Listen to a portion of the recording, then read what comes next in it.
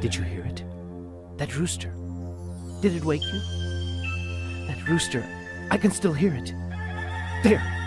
Is that it again? No. I'm fine. I guess it just startled me. I've been up all night. I didn't realize the morning was so near. But it's dark. What hour is it? So late? Oh, it's cold out here. What are you doing in the street?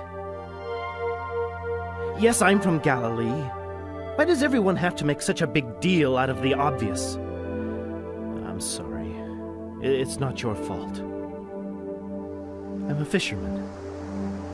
I've heard roosters crow before, as far back as I can remember. We would fish all night. We would hear the roosters at daybreak when it was time to bring our catch to shore. When I was just a boy and had fallen asleep in the boat, I would hear the roosters crowing and wake to hear the far-off voices of my father and the others discussing the night's catch. He would look across to me in the gray light, and our eyes would meet. Rooster music meant an end to the night and cold. It meant home and warmth and food. But not after tonight. I have been with Jesus. They have him now in Caiaphas' dungeon, I suppose. I'm afraid. Now the Romans are in with them. The Master warned me.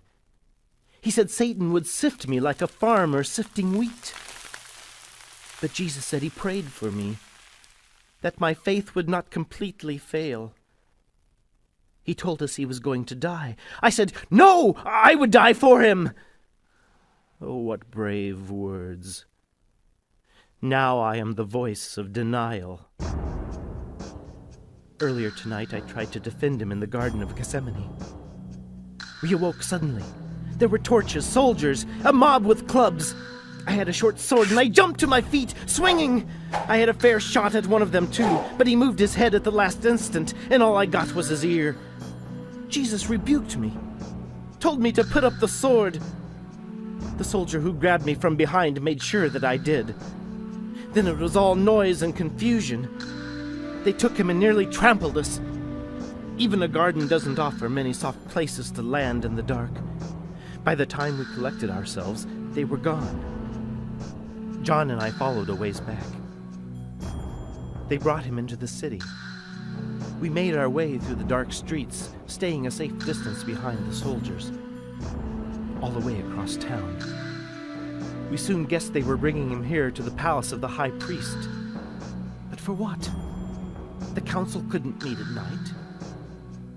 The priests and scribes and temple guard went through the gate into the courtyard. The Roman centurion posted a guard and led away the rest of the soldiers. We were stopped just inside the arched passage at the outside gate. But the portress knew John. I could tell she had her doubts about me, but she let us in, through the outer gate and then into the inner courtyard. We were inside the high priest's house. John made his way into the hall where a large crowd had assembled. I had never been in a house like that before. I stayed in the courtyard with the servants. I hoped no one would question me. I did not know what I should be doing or how to answer. And there was a chance that someone might recognize me. What if one of the temple guards identified me as the man with the sword? What if the servant whose ear I cut off saw me and accused me? Oh, then my heart froze. There he was, my victim. But he turned his head and I saw a healthy ear right where it should be. I must have mistaken him in the firelight. Perhaps I would be safe if I stayed in the shadows. Everything was fine until the young portress came over from the gate to the fire. Her eye picked me out of the shadows and she said, "You're one of this man's disciples, aren't you?" Everyone in the circle looked at me. I just couldn't say yes. Not me. I'm not a follower of Jesus. I turned away from her, wishing she would disappear. She stayed a while, speaking in a low voice to one of her friends and pointing at me. The portress left the fire, but soon her friend spoke up. "This fellow is one of them. He was with Jesus the Nazarene. Other voices rose to agree, accusing me of being one of Jesus' followers. Anger and shame rose in me like hot poison. I said, "Man, I don't know what you're talking about." Maybe that satisfied them. They fell back to their gossip, buzzing about the events of the night. Things settled down. I hoped I was finished with them. 2 denials surely would be enough to save my neck. The night dragged on.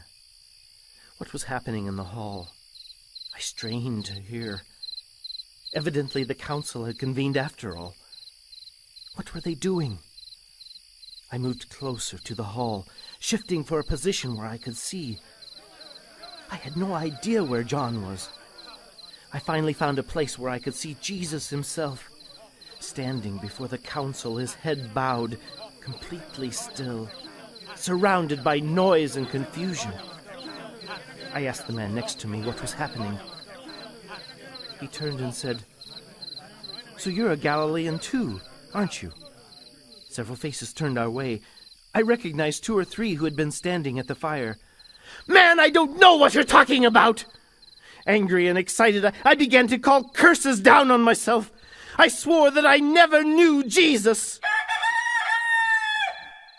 The words caught in my throat.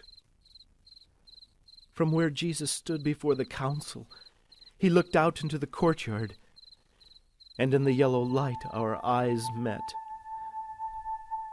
It was just as he predicted. He told me that I would deny him 3 times. I said it would never happen. Peter, the rock, the Master's faithful follower and chief defender, I had become the voice of denial. The crowing of the cock told me what I really was. I am disgraced. The others will despise me. My name will become a curse. I stumbled to the gate. The portress let me out, all the warmth, company, and light behind me. So late. It is so cold out here. I failed him. I was chief among the 12, and I failed him. 3 times over, I failed him. How could I fail one whom I've loved so? Now I wonder, do I really love him? Can real love produce this kind of failure? But I do love him, don't I? If I loved him, I would keep his word. I would not fail. Do I even love him? The voice of the rooster testifies against me. My own words testify against me. My own heart condemns me. I was a leader among the 12. I confessed him on the mountain, but I denied him in the night. Hereafter I will be known only as the voice of denial.